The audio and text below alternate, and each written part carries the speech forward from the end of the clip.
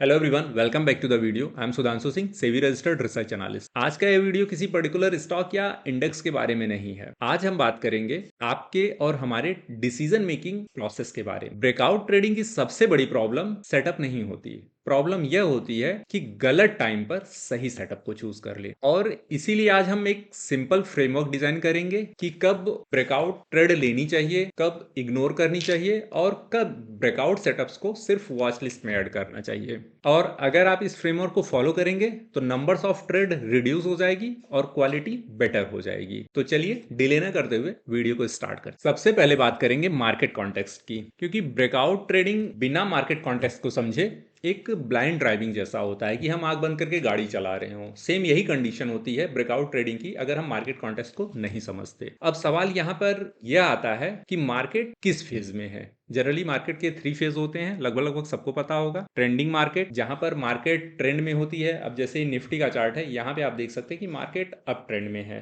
अक्टूबर से लेकर नवंबर तक यह अप ट्रेंड इसे कंसीडर किया जाएगा। और वहीं जनवरी में आप कह सकते हैं, दिसंबर लास्ट से लेकर जनवरी तक तो ये डाउन ट्रेंड है। ट्रेंड में मार्केट है, डजेंट मैटर अप ट्रेंड है या डाउन ट्रेंड, बट है ट्रेंड में। सेकंड हमारा होता है रेंज बाउंड मार्केट। यह रेंज बाउंड मार्केट है, आप देख सकते हैं दिसंबर का पूरा मंथ लगभग लगभग यह रेंज बाउंड था। एक रेंज में मार्केट ट्रेड कर रही थी। Lower price rejection, upper price rejection, lower price support, lower price support, upper price rejection, यही चल रहा था पूरे दिसंबर। मार्केट एक रेंज में थी। अब नेक्स्ट आता है इवेंट ड्रिवन मार्केट, जैसे कि बजट। फेब में बजट आने वाला है तो इवेंट बेस्ड मार्केट हो गई। अब देखिए यहाँ पे कंटिन्यूअस फॉल आ रहा है, कोई बहुत बड़ा रीजन नहीं है मार्केट को डाउन साइड में जाने का, बट ये इवेंट ड्रिवन मार्केट है। इवेंट की वजह से मार्केट में ऐसी मूव देखने को मिल रही है, या अपसाइड भी हमें देखने को मिल सकती थी। फिलहाल अभी ये डाउन साइड है। अब पॉलिसी ड्रिवन मार्केट। अब पॉलिसी ड्रिवन क्या होता है? अब जैसे गवर्नमेंट ने लास्ट मंथ अनाउंस कर दिया कि सिगरेट पे हम 40% का टैक्स अप्लाई करेंगे और आईटीसी धड़ाम हो गया। यहाँ पे आप देख सकते हैं आईटीसी मैं दिखा देता हूँ। सेटअप बना था अपसाइड, मैं एक्सपेक्ट किया था कि ट्रिपल बॉटम है, अब यहाँ अपसाइड मूव करेगा, बट यहाँ पे न्यूज आ गई और उसके बाद पॉलिसी रिलेटेड और ये धड़ाम हो गया। करीबन 10 से 15% यह डाउन साइड ट्रेड कर रहा है। ये पॉलिसी ड्रिवन है। रिजल्ट बेस्ड, रिजल्ट भी कंपनियों के अगर खराब हो जाते हैं, कोई भी कंपनी हो, अगर परफॉर्मेंस अच्छी नहीं है तो डाउन ट्रेंड में चला जाएगा और परफॉर्मेंस अच्छी है तो अप ट्रेंड में चला जाएगा। तो ये न्यूज बेस होता है। तो ये 3 तरीके की मार्केट होती है, पहला ट्रेंडिंग, दूसरा साइडवेज, तीसरा इवेंट ड्रिवन मार्केट। इतना समझ आ गया। अब बात करते हैं trend versus sideways. Trending market में अगर प्राइस एक्शन अपसाइड है तो higher high, higher low, higher high, higher low बनाते हुए यहां जाएगा। एक बार हायर हाई बनाएगा, फिर नीचे आएगा, रिट्रेच करेगा, फिर ऊपर जाएगा, हायर हाई, फिर रिट्रेच करेगा, फिर ऊपर जाएगा, फिर हायर हाई बनाएगा। लेकिन जब डाउन साइड मूव करे, ट्रेंड में रहेगा बट डाउन साइड मूव रहेगी, तो लोअर हाई बनाएगा, लोअर हाई बनाएगा, फिर लोअर लो बनाएगा, लोअर हाई, लोअर लो, लोअर हाई, लोअर लो,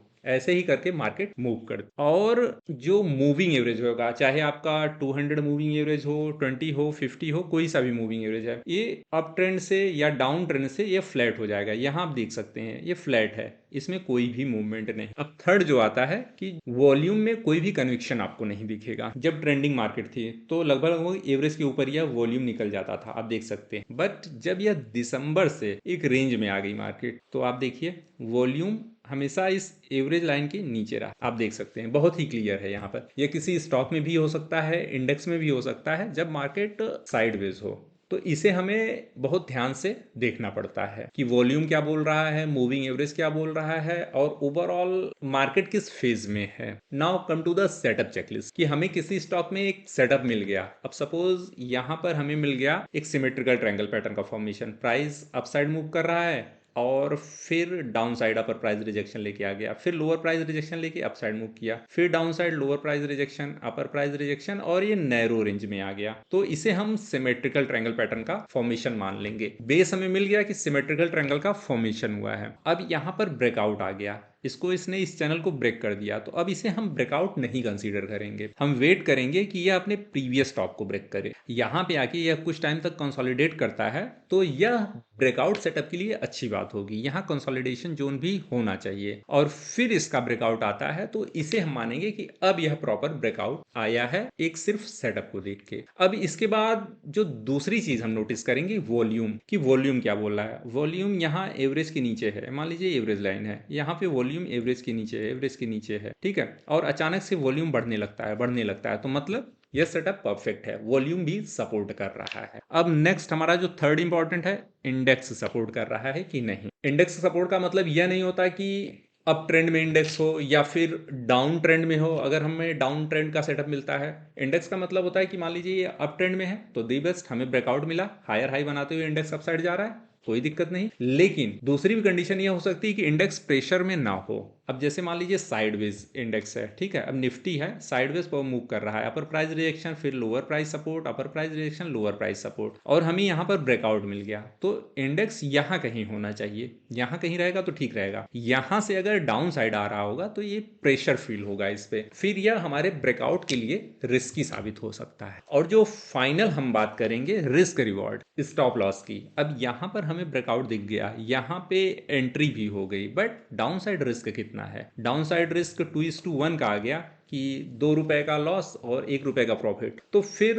उसे हम एक बेस्ट सेटअप नहीं कंसीडर करेंगे। एटलीस्ट 1:2 की ट्रेड हो, तब तो मतलब बनता है ना कि हमने एक स्ट्रक्चर को फाइंड आउट किया और इसमें रिस्क के अगेंस्ट रिवार्ड ज्यादा है, तो ऐसे ही प्रॉपर ब्रेकआउट सेटअप को हमें शॉर्टलिस्ट करना पड़ेगा। अब एग्जांपल की हेल्प से अगर इसे समझा जाए तो मैं अपने फ्री टेलीग्राम चैनल को ओपन कर लेता हूं। यहाँ देखिए दिसंबर का मैंने एक कोल इंडिया का चार्ट लिया है। इसको जब मैंने शेयर किया था तो यह एक रेंज में ट्रेड कर रहा था, दिसंबर के मंथ में एक रेंज में ट्रेड कर रहा था। आप देख सकते हैं यहाँ यह रेंज में ट्रेड कर रहा था और एक्सपेक्टेशन थी कि इस रेंज को ब्रेक करेगा तो हायर अपसाइड देखने को मिलेंगे 8 to 10%। ठीक, वॉल्यूम भी इस मूव को सपोर्ट कर रहा था, मैंने आप लोगों के साथ शेयर कर दिया। अभी अगर इसको देखा जाए कोल इंडिया, तो कोल इंडिया के चार्ट को आप देखेंगे, सेम सेटअप का फॉर्मेशन जो मैंने आप लोगों के साथ शेयर किया, यहाँ पर फिर से मैच कर लीजिए, और यहाँ पे आप देखिए यह परफेक्ट एग्जांपल है। रेंज में ट्रेड कर रहा था, रेंज में था, वॉल्यूम अचानक से इंक्रीज हो गया, एवरेज के नीचे था, अचानक से इंक्रीज हो गया वॉल्यूम, यहाँ पर एक ग्रीन कैंडल का फॉर्मेशन हुआ,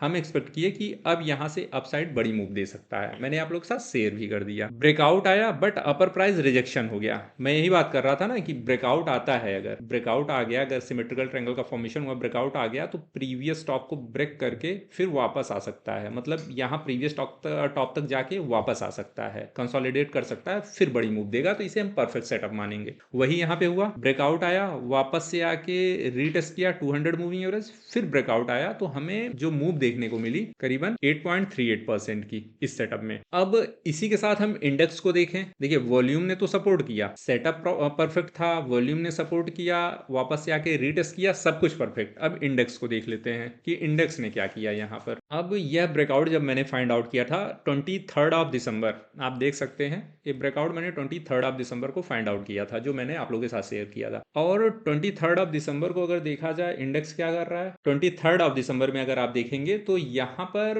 अपर प्राइस रिजेक्शन लेता हुआ यह दिख रहा है। यहाँ पर हालांकि हाई इसने बनाया, प्रीवियस हाई इसने बनाया, यहाँ पर एक ग्रीन, दो ग्रीन और तीसरा भी ग्रीन बनाया था, बट अपर प्राइस रिजेक्शन इसने ले लिया, और यहाँ 23 दिसंबर में ये ब्रेकआउट के करीब बैठा था। फिर नेक्स्ट क्या हुआ, ब्रेकआउट आ गया, ब्रेकआउट आ गया और यह नीचे चला आया, इंडेक्स नीचे आ रहा है, यहाँ पे ब्रेकआउट आ गया, और फिर आप देखिए स्टॉक ने भी वही किया जो इंडेक्स ने किया। इंडेक्स कंटिन्यूस 4 दिनों तक डाउन ट्रेंड में रहा, 5 दिनों तक, इसने भी ब्रेकआउट देने के बाद वापस ये आ गया 200 मूविंग एवरेज के पास, सपोर्ट ले लिया, और फिर जब इंडेक्स सपोर्ट लेके अप साइड मूव किया, डेट में देख लेता हूं, इंडेक्स जब सपोर्ट लिया 30 दिसंबर को, 31 से फिर यह अप साइड मूव करना स्टार्ट किया, और सेकेंड इवन आप कह सकते हैं कि 5 जैन तक मूव किया। तो इसमें देखिए यह ग्रीन कैंडल का फॉर्मेशन 31 दिसंबर से स्टार्ट हो गया, 31 जैन और 2 जैन को इसने 8% की 8.38, इवन आप कह सकते हैं कि 5 जैन को इसने 8.38% की मूव हमें इजिली दे दी, जो कि हमने एक्सपेक्ट किया था। तो यह होता है कि इंडेक्स से अलाइनमेंट जरूरी होता है, जरूरी यह नहीं कि यहाँ पे हमें ब्रेकआउट मिल गया एक पर्टिकुलर स्टॉक में, अब इंडेक्स क्या कर रहा है उससे हमसे नहीं मतलब, यह बहुत गलत हो जाता है। फिर वहां पर हम ब्लेम करने लगते हैं अपने आप को, अपने ट्रेडिंग सेटअप को, बट हम अलाइन नहीं करते इंडेक्स से, और कहीं ना कहीं फिर हमें ब्रेकआउट फेलियर देखने को मिलता है। कोल इंडिया का चार्ट एक बेस्ट एग्जांपल है परफेक्ट ब्रेकआउट सेटअप का। आप और भी चाहे तो और भी चार्ट मेरे फ्री टेलीग्राम चैनल में देख सकते हैं। अब बात करते हैं नो ट्रेडिंग जोन की, कि कब हमें ट्रेड नहीं लेना चाहिए। जस्ट बिफोर मेजर इवेंट, कोई मेजर इवेंट आने वाला है तो उसके पहले हमें ट्रेड नहीं लेना चाहिए, जैसे कि बजट, सीपीआई के नंबर, पॉलिसी रिलेटेड मैंने आईटीसी का आपको एग्जांपल दिया ही था, उसके बाद स्टॉक की परफॉर्मेंस आपने देखी ली, सीपीआई के नंबर्स आने वाले हैं तो अनसर्टेन होती है मार्केट। अब बजट फर्स्ट ऑफ फेब को बजट आने वाला है, उसके पहले आप निफ्टी, बैंक निफ्टी और सेंसेक्स का हाल देख लीजिए, कंटिन्यूअस फॉल करता जा रहा है। अब सबको पता है यह फियर में है मार्केट, और भी नीचे आ सकता है, लेकिन वी शेप रिकवरी आएगी। तो जब रिकवरी आएगी तब हम देखेंगे अभी यह फियर में है, और इसमें हम हैवी क्वांटिटी के साथ अगर ट्रेड करते हैं तो कहीं ना कहीं हम ट्रैप हो जाएंगे। जो भी मैं यहाँ पर आप लोगों के साथ चार्ट शेयर करता हूँ उसमें आप देखेंगे कि आवरली टाइम फ्रेम का चार्ट मैं आपके साथ ज़्यादा शेयर करता हूँ। टारगेट बहुत छोटे हो जाते हैं वहाँ पर। क्यों? क्योंकि फियरफुल मार्केट है। जब तक ये फियर खत्म नहीं होता तब तक हमें ऐसे ही ट्रेड करना चाहिए, इवन नहीं ही करना चाहिए। Next, after N extended rally, मैं वेदांता का चार्ट ले लेता हूँ एग्जाम्पल के लिए। वहां पर एक न्यूज आई थी डीमर्जर की, VEDL। यहाँ वेदांता में डीमर्जर की एक न्यूज आई थी इस लेवल पे। मैंने जब यह चार्ट आप लोगों के साथ शेयर किया था उस टाइम से इसमें 25% की मूव देखने को मिली। मार्केट ट्रेंड में थी, सेटअप परफेक्ट था, तो 25% की मूव हमें देखने को मिली। एक बार मैं इसे दिखा देता हूँ। यहाँ देखिए, वॉल्यूम नहीं था, प्राइस साइडवेज मूव कर रहा था, अचानक से वॉल्यूम बढ़ना स्टार्ट हो गया, ब्रेकआउट आया नहीं था, बट यहाँ पर एक सेटअप फाइंड आउट हुआ, मैंने आप लोगों के साथ शेयर किया। उसके बाद करीबन 30%, 25 to 30% की मूव हमें अपसाइड में देखने को मिली। यहाँ जाते जाते जब यह यहाँ पे आ गया प्राइस एक्शन, तो एक न्यूज आई कि वेदांत VDL में डीमर्जर हो गया है। अब डीमर्जर हो गया है तो प्राइस बाउंस कर गया एक ही दिन में 5% मूव कर गया, और अभी उस न्यूज की वजह से यह एक्सटेंड होता जा रहा है, और कोई रीजन नहीं है यहाँ इसको एक्सटेंड होने का, लेकिन प्राइस अप ट्रेंड में मूव करता जा रहा है, अप ट्रेंड में मूव करता जा रहा है। और जो लोग इस लेवल पे या इस लेवल पे कहीं इसमें हैवी क्वांटिटी के साथ आ रहे हैं, वो कहीं ना कहीं रिस्क ज्यादा ले रहे हैं। उनका रिस्क और रिवार्ड यहाँ पर फेवरेबल नहीं है इस ट्रेड में। जो लोग इस लेवल पे हैं, यहाँ से हैं, यहाँ से हैं, यहाँ से हैं, ठीक है, लेकिन जो लोग इस लेवल पे कहीं से आ गए, यहाँ से आ गए, तो उनका रिस्क रिवॉर्ड हिला हुआ है, वो फिर यहाँ पे ट्रैप हो सकते हैं। अगेन, न्यूज ड्रिवन मार्केट, तो न्यूज ड्रिवन आपको मैंने बता ही दिया कि कोई भी न्यूज आ गई, और जनरली जब न्यूज ड्रिवन मार्केट होती है तो अगेंस्ट ट्रेड चली जाती है। जैसे अपसाइड आपने एक्सपेक्ट किया, न्यूज आ गई तो फिर ये डाउन साइड मूव कर सकता है। ऐसा नहीं कि अपसाइड का हमारा सेटअप बना है और न्यूज आ गई तो फिर अपसाइड, ऐसा बहुत कम होता है। बहुत मतलब जैसे BHEL का एग्जांपल आप ले लीजिए, अभी लास्ट सेटअप मैंने आप लोगों के साथ शेयर किया था, BHEL सेम टेलीग्राम चैनल में। वहां पे हुआ क्या, ब्रेकआउट का परफेक्ट सेटअप बना था, कोई दिक्कत नहीं थी, ब्रेकआउट का सेटअप परफेक्ट बना था। यहां से एक बार दिखा भी देता हूं, यह देखिए BHEL का सेटअप। इसको जब मैंने आपके साथ शेयर किया था तो सेंडिंग ट्रायंगल पैटर्न का फॉर्मेशन हुआ था, और एक्सपेक्टेशन थी कि इस ग्रीन कैंडल के ऊपर जाएगा 302 के ऊपर, तो अपसाइड में 335 तक ये स्टॉक जा सकता है। सब कुछ परफेक्ट था, बट अचानक से न्यूज आ गई कि गवर्नमेंट बैन को हटाने जा रही है जो कोविड के टाइम पर चाइना पर लगा था। तो अचानक वहां से फॉल आ गया, और प्राइस एक्शन अभी भी डाउन ट्रेंड में। आप देख सकते हैं सेटअप अपसाइड का था, but price action down trend में आ गया क्योंकि यह न्यूज ड्रिवन हो गया। तो इसका भी हमें ध्यान रखना होगा कि कोई सेटअप मिला है और न्यूज उसके अगेंस्ट आ गई तो फिर उन न्यूज को लेके चलेगा, ना कि सेटअप को। तो इसे भी हमें ध्यान में रखना है। तो नो ट्रेडिंग जोन हो गया। और दूसरी चीज की न्यूज आने के बाद, अब जैसे मान लीजिए कि यहाँ पर न्यूज आ गई, न्यूज आने के बाद लोग डाउन साइड की पोजीशन कैरी कर लिए, तो यह भी हाईली रिस्की है। इसे यह लोअर प्राइस रिजेक्शन भी ले सकता है, लोअर प्राइस रिजेक्शन लेके अपसाइड में भी मूव कर सकता है। तो न्यूज ड्रिवन स्टॉक में ना तो अपसाइड ना तो डाउन साइड मूव तो आएगी, बट ना तो अपसाइड ना तो डाउन साइड हमें न्यूज ड्रिवन स्टॉक में पार्टिसिपेट करना चाहिए या कोई ट्रेड लेनी चाहिए। Now come to the conclusion part. मेरा इस वीडियो को बनाने का कोर मैसेज यही है कि कोई जरूरी नहीं है कि किसी स्टॉक में ब्रेकआउट आया तो हमें उसे लेना ही लेना है, हर एक ब्रेकआउट ट्रेड को हमें लेके चलना है। नहीं, ब्रेकआउट ट्रेडिंग का मतलब है कि राइट मार्केट कॉन्टेक्स्ट, मार्केट सही होनी चाहिए, जैसा कि मैंने बताया, निफ्टी का चार्ट भी मैंने आपको दिखाया। राइट स्ट्रक्चर होना चाहिए, सिमेट्रिकल है, असेंडिंग है, डिसेंडिंग है, राइजिंग चैनल है, और राइट टाइमिंग होनी चाहिए। टाइमिंग सबसे इंपॉर्टेंट है कि कौन से ट्रेंड में मार्केट है, और ब्रेकआउट हमारा अब मार्केट डाउन ट्रेंड में है, हम ब्रेकआउट अप साइड लेके चल रहे हैं, तो कहीं ना कहीं हमारी टाइमिंग मिसमैच हो रही है। तो इन सभी चीजों को अगर हम ध्यान में रखेंगे तो क्या होगा कि फ्यूअर ट्रेड हमें कम मिलेगी, but outcome would be better, outcome based होगा। ओवरऑल हमारा पोर्टफोलियो प्रॉफिटेबल होने लगेगा कम ट्रेड होने के बाद भी।